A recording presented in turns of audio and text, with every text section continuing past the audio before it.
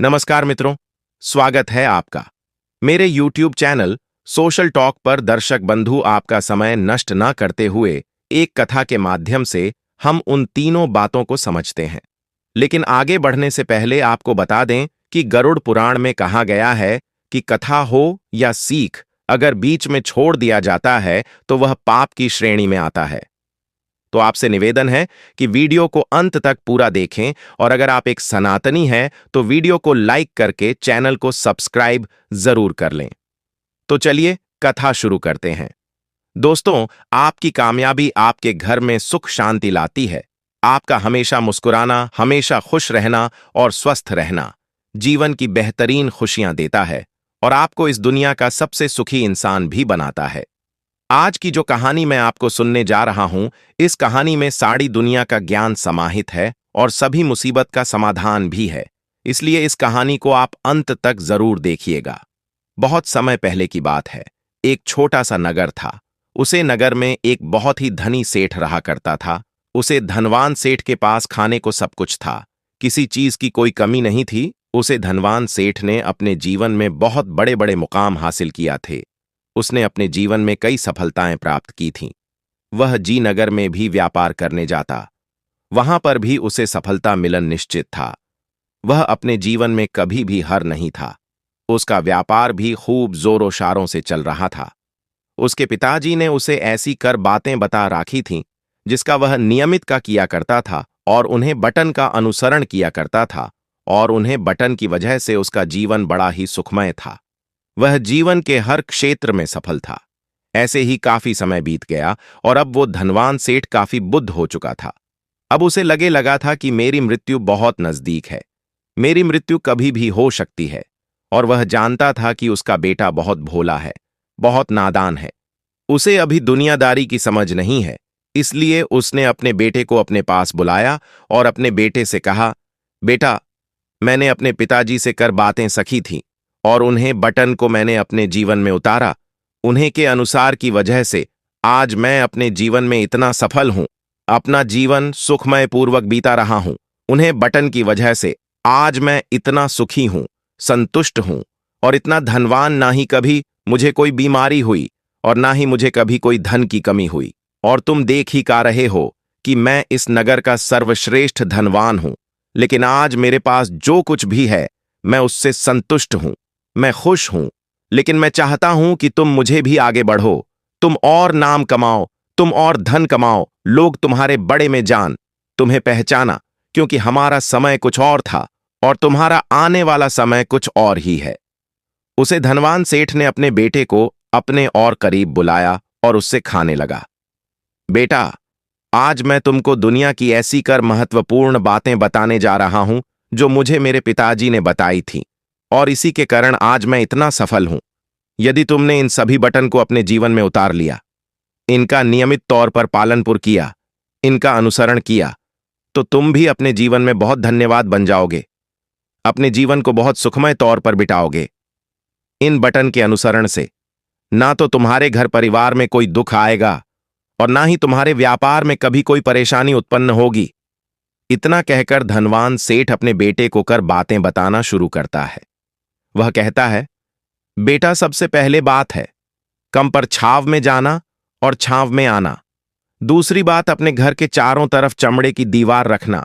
तीसरी बात, हमेशा खाने को मीठा करके खाना। और चौथी बार, अपनी पत्नी को हमेशा बंद कर रखना। इतना कहकर वह धनवान सेठ अब निश्चित हो चुका था। वह यह जानता था कि उसका बेटा बहुत भोला है। वह अपने पिता की बात अवश्य मानेगा और इन सभी चारों बटन को अपने जीवन में उतरेगा और इनका अनुसरण भी करेगा। देखते देखते कुछ महीने बीत गए और फिर एक दिन धनवान सेठ मृत्यु को प्राप्त हो गया। अपने पिता की मृत्यु के बाद उसे धनवान सेठ के बेटे ने उन सभी कर बटन को एक कागज पर लिख लिया ताकि वह उन्हें भूल ना जाए, और उन्हें बटन को वह अपने जीवन में उतारने लगा। उनकर बटन का अनुसरण करने लगा। सबसे पहले बात जो उसके पिता ने उससे कही थी, शाम में जाना और छाव में आना, तो उसने अपने घर से लेकर अपनी दुकान तक पूरे रास्ते पर एक टेंट लगता दिया, क्योंकि उसके पास पैसा तो बहुत था और उसे कोई रोकने वाला भी नहीं था। जब भी कोई उससे पूछता कि आखिर तुमने ऐसा क्यों किया, तो वह उसके जवाब में बस इतना ही कहता कि मेरे पिताजी ने मुझे ऐसा ही करने को कहा है। इसके बाद उसने अपने पिता की अगली बात का अनुसरण किया। उसने अपने घर के दोनों तरफ चमड़े की एक दीवार खड़ी करवा दी। इसे देखकर आसपास के लोग बहुत क्रोधित हो गए। वे लोग उससे झगड़ा करने पर भी उतार आए। कई लोगों ने तो यहां तक का डाला कि आखिर तुमने ऐसा क्यों किया? चमड़े की दीवार तुमने क्यों खड़ी करवा दी? चमड़े से बहुत बदबू आई है और इससे हमें तकलीफ होती है। इसे आज ही निकलवा दो। लेकिन कोई उसका कुछ भी ना बिगाड़ सका, क्योंकि उसके पास बहुत पैसा था। इसलिए कोई भी व्यक्ति उसका ज्यादा समय तक विरोध ना कर सका, और उसने भी मां बना लिया था कि वह अपने पिता की सभी बटन को पूरे दिल से मानेगा। उसके पिता ने उसे तीसरी बात कही थी, खाने को मीठा करके खाना, जिसके कारण वह अपनी पत्नी से हर रोज खाने में कुछ मीठा ही बावत था। कभी सीढ़ियां, कभी खीर, कभी हवा तो कभी मिठाई, हमेशा यही सब खाता। राहत और उसके पिता ने उसे चौथी बात कही, अपनी पत्नी को हमेशा बांध कर रखना। जी करण वह हर रोज अपनी पत्नी को रस्सी से बांध कर रखना था। ऐसे ही कई दिन बीत गए और देखते ही देखते अब वह सेठ के बेटे का जीवन धीरे धीरे बर्बाद होने लगा था, क्योंकि उसने अपने पिता की सभी बटन का गलत मतलब निकाला था और वह इसके अनुसार उनका पालन पुर कर रहा था। देखते देखते उसका उतना बड़ा व्यापार अब ठप होने लगा था। उसके यहां पर ग्राहकों की संख्या कम होने लगी थी, क्योंकि जब उसका मांग करता तब वह दुकान जय करता, और जब उसका मांग करता तो वह दुकान से वापस घर लौटता। उसका अपने पिताजी के इस कारोबार में मान नहीं लगता था। इस कारण उसके सारे ग्राहक अब से नाराज होने लगे थे। उसके सारे ग्राहक अब एक एक करके उसे दुकान को छोड़ते चले जा रहे थे। इसी कारण उसका पूरा व्यापार ठप हो चुका था, जिसे व्यापार को खड़ा करने में उसके पिताजी ने खून पसीना एक कर दिया था। उसे व्यापार को उसने कुछ ही महीना में पूरी तरह से बर्बाद कर दिया था। अब उसका धंधा बहुत कम हो चुका था, जिसके कारण वह बहुत परेशान राहत था। वह बहुत चिंतित राहत था, और इसके साथ ही उसने अपने घर के चारों तरफ चमड़े की दीवार खड़ी करवाई थी। उसे कारण आसपास पर बहुत गांधी बदबू फैल चुकी थी। इसलिए जो भी उसके आसपास रहते थे उन सभी ने वह घर छोड़कर कहानी और पर अपना बसेरा बस लिया। चमड़े की बदबू के कारण अब उसके घर में भी कोई नहीं आता था। यहां तक कि उसके मित्र और रिश्तेदार भी उसे घर में आने से कतराते थे। लेकिन अब भी उसे समझ नहीं आ रहा था कि आखिर यह सब हो क्यों रहा है। वह बहुत परेशान रहने लगा था, और वह हमेशा मीठा भजन किया करता था, जिसके कारण उसका वजन बहुत ज्यादा बांट चुका था, और इस मोटापे के कारण उसके शरीर में ना जान कितनी सारी बीमारियों ने अपना घर बना लिया था। आए दिन उसके घर पर डॉक्टर आने लगे। इन्हीं कर्म से अब उसका पैसा भी इन चीजों में बर्बाद होने लगा था। और अपने पिता की चौथी बात उसने मानी थी, वह थी अपनी पत्नी को बांध कर रखना, जिसकी वजह से उसकी पत्नी उससे नाराज हो गई और वह घर छोड़कर अपने मायके लौट गई। उसने अपनी पत्नी को मनाने की कोशिश की, तरह तरह के उपाय किया, लेकिन उसकी पत्नी नहीं मनी। और वैसे भी कोई भी स्त्री ऐसे मर्द के साथ क्यों रहना चाहेगी जो उसे बेवजह ही विवाद पर बंद कर रखना हो। देखते देखते अब वह सेठ के बेटे का पूरा जीवन बर्बाद हो चुका था।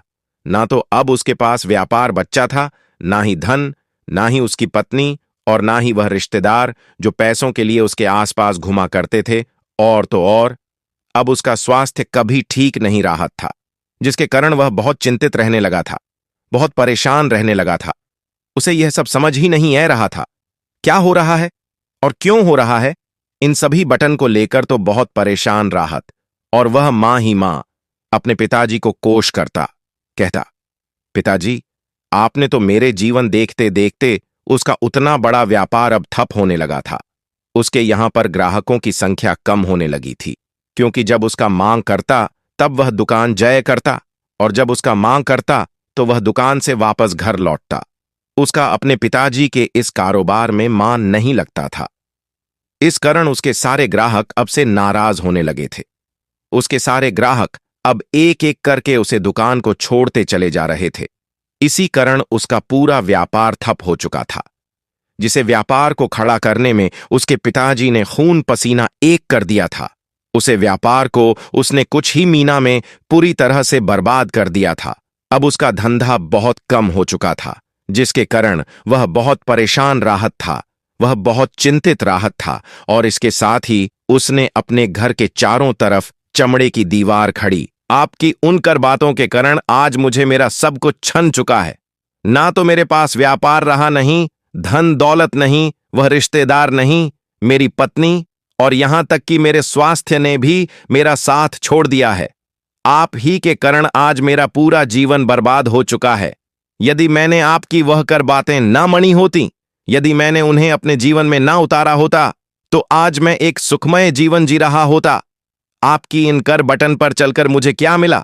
मैंने एक आज्ञाकारी बेटे की तरह आपकी सारी बातें भाले भांति मणी, उन पर यकीन किया, उनका अनुसरण किया, लेकिन मैं ही था जो मैंने आपकी उन बातों पर आंख बंद करके यकीन कर लिया। इतना कहकर वह फूट फूट कर रोने लगा। तभी उसे एक दिन पता चला कि उसके पास के नगर में एक साधु आए हुए हैं और वह साधु सभी की समस्याओं का हल बताते हैं। चाहे कैसी भी समस्या हो, वह उसका निवारण अवश्य करते हैं। ये सुनकर उसने सोचा कि चलो एक बार मिलकर देखता हूं, हो सकता है कि मेरी भी समस्या का भी समाधान मुझे मिल जाए। इस आशा के साथ वह उन साधु के पास पहुंचा। वहां पहुंचकर सीधा उनके चरणों में जा गिरा और जोर जोर से रण लगा। वह कहने लगा, हे गुरुवर, अब आप ही मुझे बचा सकते हैं। मेरे पिताजी ने मेरा पूरा जीवन बर्बाद करके रख दिया। आज मेरी जो भी स्थिति है वह सब मेरे पिताजी के कारण ही है। मेरे पिताजी ने मुझे जैसा कहा मैंने वैसा ही किया। हमेशा एक अच्छे बेटे की तरह उनकी सारी बातें मनी, अपने सारे फर्ज निभाएं। और देखिए मेरे पिताजी ने मेरे साथ क्या किया। मरते मरते भी वह मुझे गलत बात सिखा गए और उसका नतीजा मुझे आज भुगतना पड़ रहा है, क्योंकि मैंने उनकी सभी बातों को अपने जीवन में उतारा, उनका अनुसरण किया। और देखिए आज मेरे साथ क्या हो गया। मेरा तो पूरा जीवन ही बर्बाद हो गया। मैं अब तक यह नहीं समझ पाया कि मेरे पिताजी ने मेरे साथ ऐसा क्यों किया। क्या मैंने उनके साथ कुछ गलत किया था? इतना कहकर वह उन साधुओं के सामने और भी जोर जोर से रण लगा। तभी वह साधु महाराज उस बेटे से कहते हैं, बेटा चुप हो जा, पहले मुझे अपनी सारी बात तो बताओ। आखिर तुम्हारे साथ क्या हुआ है? तुम इस तरह से क्यों रो रहे हो? तुम्हारी इस परेशानी का क्या कारण है? उन साधु के इतना खाने पर उसे सेठ के बेटे ने पर्ची उन साधु के हाथ में रख दी, जो उसने अपने पिता की मृत्यु के बाद लिख रखी थी, जिसमें उसने अपने पिता की चारों ने लिखी थी।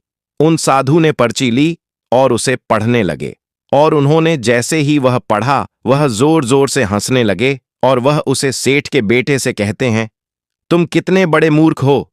तुम्हारे पिता ने तो तुम्हें दुनिया का सारा ज्ञान दे दिया, लेकिन तुम उसे समझ नहीं पाए, तुम उसका सही तरह से पालनपुर नहीं कर पाए, और कहते हो कि तुम्हारे पिता ने तुम्हें गलत राह दिखाई है, तुमने गलत संदेश दिया है। तुम्हारे पिताजी तो तुम्हारी परीक्षा ले रहे थे कि तुम उनकी बातों को समझ पाते हो या नहीं, तुम उनकी बातों का सही मतलब निकाल पाते हो या नहीं। यदि वह चाहते तो इसका मतलब तुम्हें अच्छी तरह से बता सकते थे, लेकिन वह चाहते थे कि तुम इन बटन का मतलब खुद से जानो, खुद से समझो कि इन बटन का क्या अर्थ है। लेकिन अब तो ऐसा प्रतीत होता है कि मानो तुम्हारी बुद्धि बिल्कुल भ्रष्ट हो चुकी है। तुमसे बड़ा मूर्ख मैंने आज तक नहीं देखा। जिसके पास दुनिया का इतना बड़ा ज्ञान हो, वह भला इतनी बड़ी मूर्खता कैसे कर सकता है? तुम्हारे पास कोई ध्यान नहीं, तुमने कोई भी ज्ञान अर्जित ही नहीं किया।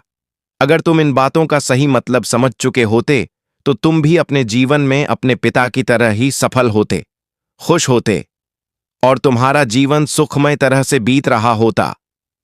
लेकिन तुम इतने बड़े मूर्ख हो कि तुमने अपने पिता की बातों का गलत मतलब निकाल लिया। उन बातों के मतलब के बारे में तुमने सोचा तक नहीं। उन्होंने जैसा कहा तुमने वैसा करना शुरू कर दिया। यदि तुम्हें उन बातों का अर्थ नहीं पता चल रहा था तो तुम किसी ज्ञानी से मिल सकते थे, तुम उससे उसे बात का मतलब निकाल लेते। लेकिन जैसा तुमने अपने पिता की इन बटन को समझा है, इसका मतलब वैसा नहीं है।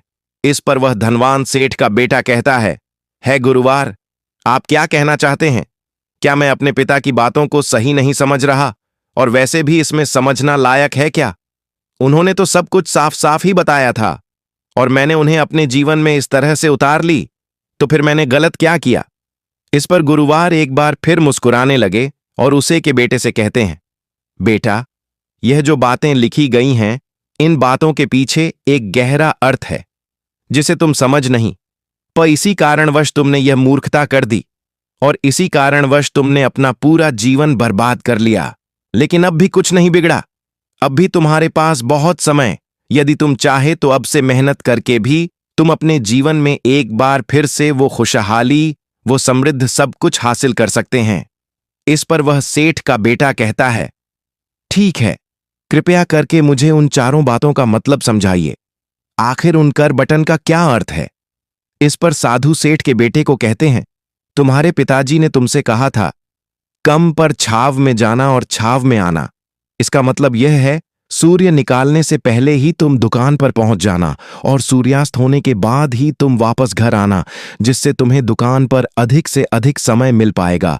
तुम उसे को अच्छी तरह समझ पाओगे, उसे कम को अच्छी तरह से कर पाओगे, उसे कम को बढ़ाने में तुम अपना दिमाग लगा पाओगे और तुम अपने कम में तरक्की कर पाओगे। लेकिन तुमने तो इसका गलत मतलब निकाल लिया। तुमने तो अपने घर से लेकर दुकान तक एक ऐसा टेंट लगा दिया जिससे तुम छाव में आ सको और छाव में जा सको। अब तुम ही बताओ, क्या तुमने अपने पिताजी की इन बातों का सही मतलब समझा था? यह सुनकर वह सेठ का बेटा जोर जोर से रोने लगा और कहने लगा, हे गुरुवर, मेरी ही गलती थी। मैंने अपने पिता की इन बातों का गलत मतलब निकला और इसी कारणवश आज मैं हो चुका हूं। मैं ही सबसे बड़ा मूर्ख था। मेरे पिताजी ने तो मुझे इतना महत्वपूर्ण ज्ञान दिया था, लेकिन मैं उसे हीरे को पत्थर समझ बैठा। आगे वह सेठ का बेटा उन गुरुवर से कहता है कि गुरुवार दूसरी बात क्या है, उसका अर्थ क्या है? आगे गुरुवार दूसरी बात का अर्थ समझते हुए कहते हैं, चमड़े की बांट करवाना। इसका अर्थ यह है कि तुम अपने घर में कुत्ता या बिल्ली पालना। जब तुम अपने घर में कुत्ता बिल्ली पाल लोग तो ये तुम्हारे घर की चारों ओर से रक्षा करेगा, जिससे तुम्हारी धन दौलत पूरी तरह से सुरक्षित रहेगा और तुम बेफिक्रा होकर दुकान पर मां लगा सकोगे, बेफिक्रा होकर दुकान के केमोन को समझ सकोगे और तरक्की कर पाओगे। और तो और तुम्हारे मां में कभी यह भी डर नहीं होगा कि कहानी चोर आकर मेरी संपत्ति में चूड़ा ले। चमड़े की बांट करवाने का असली मतलब ये है, लेकिन तुमने तो चमड़े की बांट करवाने का मतलब कुछ और ही निकाल दिया। तुमने तो अपने घर की दो दीवारों को ही चमड़े से पूरी तरह से भरवा दिया, जिसके कारण आसपास गांधी बदबू फैल गई। तुम्हारे आसपास के पड़ोसी भी अपना घर छोड़कर कहानी और चले गए। यहां तक कि तुम्हारे मित्र, तुम्हारे सेज संबंधी भी उसे बदबू के कारण तुम्हारे घर पर आने से कतरने लगे। और अब हालात ये हो चुकी है कि ना तो तुम्हारे घर पर कोई आता है और ना ही कोई जाता है, और इसी कारणवश लोग तुम्हें ना पसंद कर पाने लगे, और तुम्हारी बर्बादी का यह भी कारण है। आगे सेठ का बेटा कहता है गुरुवर, ये सब तो ठीक है, लेकिन ये खाने को मीठा करके खाना, इसका क्या? मैंने इसका भी अर्थ गलत निकाला है। क्या मैंने तो अपने पिता की बातों के कहे अनुसार ही हर रोज मीठा खाया, और आज देखिए मेरा शरीर कितना वजनदार हो चुका है, जिस कारण मुझे अनेक प्रकार की बीमारियों ने घेर रखा है। क्या मैं इस बात को भी गलत समझ रहा था? इस पर वह साधु उसे सेठ के बेटे से कहते हैं, हाँ, तुमने इस बात का भी गलत मतलब भी निकाला है। मीठा करके खाने का अर्थ यह है कि जब भी तुम्हें भूख तेजी से लगे तभी तुम्हें भजन करना है ना, उसके पहले और ना उसके बाद। अन्यथा यदि तुम्हें भूख लगी होगी और तुम्हें एल्जन मिल जाए तो तुम उसे भजन की कादिर नहीं करोगे। वह रोटी तुम्हें कभी मीठी नहीं लगेगी, फिर चाहे वह भोजन कितना भी स्वादिष्ट क्यों ना हो, चाहे भजन कितना भी लाजवाब क्यों ना हो, तुम उसकी कादिर कभी नहीं कर पाओगे, तुम उसका सम्मान कभी नहीं कर पाओगे। किंतु जब एक व्यक्ति को जोरों की भूख लगी होती है तो उसके सामने यदि तुम सूखी रोटी भी रख दो तो भी वह उसके लिए किसी 5 मेल से कम नहीं है। वह उससे प्रेम पूर्वक खाता है, उसका आधार करता है, उसका सम्मान करता है, और वह रोटी उसे मीठी लगती है। इसीलिए तुम्हारे पिताजी ने यह कहा था कि भजन मीठा करके खाना, जिससे तुम्हारा स्वास्थ्य भी अच्छा रहेगा। क्योंकि जब एक व्यक्ति को भूख लगी होती है और उसे समय पर जब भजन करता है तो वह उसके लिए एक अमृत समाज होता है, और वहीं पर जब किसी व्यक्ति को भूख न लगी हो और ऐसे समय पर वह भजन करता है तो वह उसके लिए विश्व समाज है, वह उसे बहुत नुकसान पहुंच सकता है। लेकिन तुमने तो इसका भी गलत मतलब निकाला था। तुम हर रोज मीठा खाने जी कारण तुम्हारा वजन बढ़ाने लगा, और इसी कारणवश तुम्हारे शरीर में अनेक रोग ने अपना घर बना लिया और यह तुम्हें मृत्यु के करीब ले जा रहा था। इसलिए आज से जब भी तुम्हें जोरों की भूख लगे तभी भजन करना तुम्हारे लिए अत्यधिक फायदेमंद होगा और तुम्हारे शरीर को हमेशा निरोगी बनाने में तुम्हारी मदद करेगा। और जब भी तब भजन की आवश्यकता ना हो, तुम्हें भूख ना लगी हो, ऐसे समय पर भजन कभी ना करना। यह तुम्हारे लिए बहुत नुकसानदायक साबित होगा और यही तुम्हारी तीसरी गलती थी। जी करण, तुम्हारा पूरा जीवन बर्बाद हो रहा था। आगे सेठ का बेटा कहता है, चौथी बात तो बिल्कुल साफ लिखी गई है, अपनी पत्नी को हमेशा बंद कर रखना। तो इसका अर्थ भी कुछ और है। क्या मैंने इसका भी गलत मतलब निकाला है? इस पर साधु कहते हैं, हां बेटा, अपनी पत्नी को बांध कर रखना का अर्थ यह नहीं है कि तुम रोज रस्सी से बंद कर रखो, बल्कि इसका अर्थ तो यह है कि जब भी तुम इन दोनों के बीच में कोई आपसी मतभेद हो जाए, कुछ ऊपर नीचे हो जाए, तो तुम अपनी पत्नी पर हाथ मत उठाना। जब तक एक स्त्री का पति उसके साथ रिश्ते में बंधा होता है, तो वह अपने रिश्तों में बंध जाती है और वह अपने रिश्ते को पूर्ण तरीके से निभाना का हर मुमकिन प्रयास करती है। और ऐसे समय पर यदि तुम्हारे बीच कुछ ऊपर नीचे हो जाए, कुछ गलतियां हो जैन, और ऐसे समय पर तुम उसे स्त्री का हाथ नहीं छोड़ते, तो वो तुम्हें छोड़कर कभी नहीं जाएगी। लेकिन इसका अर्थ यह भी नहीं है कि तुम अपनी पत्नी पर अत्याचार करो, बल्कि तुम्हारे पिताजी यहां पर कहना चाहते थे कि जो भी कोई व्यक्ति तुम्हारे साथ किसी रिश्ते में जुड़ा हुआ है, उसे अपने रिश्ते में इस तरीके से बादल लो कि वह तुम्हारे साथ झगड़ा और नोकझोंक के बाद भी नुकसान ना पहुंच सके, वह तुम्हारे साथ कुछ गलत ना कर सके और तुम्हारा फायदा ना उठा सके। अपने रिश्तों को हमेशा बंद कर रखना, उन्हें खुला मत छोड़ना, अन्यथा वह तुम्हारे हाथ से फिसल जाएंगे। और हम में से अधिकांश लोग अपने जीवन में यही गलतियां करते हैं और अपने नए रिश्तों को कभी समय नहीं देते, जिसके कारण उनका रिश्ता उतना मजबूत नहीं हो पाता और इसी कारणवश वह अपने रिश्ते से हाथ धो बैठने हैं। और यही गलती तुमने भी की। तुमने तो अपनी पत्नी को बांध कर रखा था, तो भला वह तुम्हें कैसे माफ कर सकती है? और यही कारण है कि वह तुम्हें चाहिए, क्योंकि तुमने गलत किया है।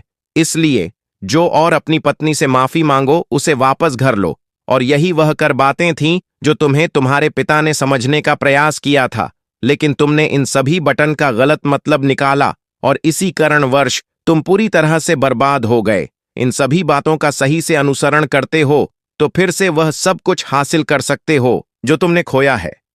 ये सारी बातें हमारे जीवन की पूरी परेशानियां का समाधान है। तुम किसी भी तरह से इनको देख सकते हो। यदि तुम कामयाब होना चाहते हो तो तुम्हें मेहनत करनी ही होगी। सूर्य निकालने से पहले तुम्हें अपने घर से निकालना होगा और हमेशा सूर्य के ढलना के बाद ही तुम्हें घर वापस लौटना होगा, ताकि धन दौलत को कोई तुमसे छन ना ले। तुम्हें अपने रिश्तों को कुछ इस तरीके से बांधना होगा ताकि वह रिश्ते तुम्हें परेशान ना करें, तुम्हें तकलीफ ना पहुंच, तुम्हारा फायदा ना उठाएं। और हमेशा एक अच्छा और स्वस्थ भजन करना जब तुम्हें भूख लगी हो, ताकि तुम्हें जो भी सांस मिली है तुम उसे खुशी खुशी जीन्स को और अपने रिश्तों को हमेशा बांध कर रखना, उन्हें खुला मत छोड़ना, अन्यथा वह तुम्हारे हाथ से फिसल जाएंगे।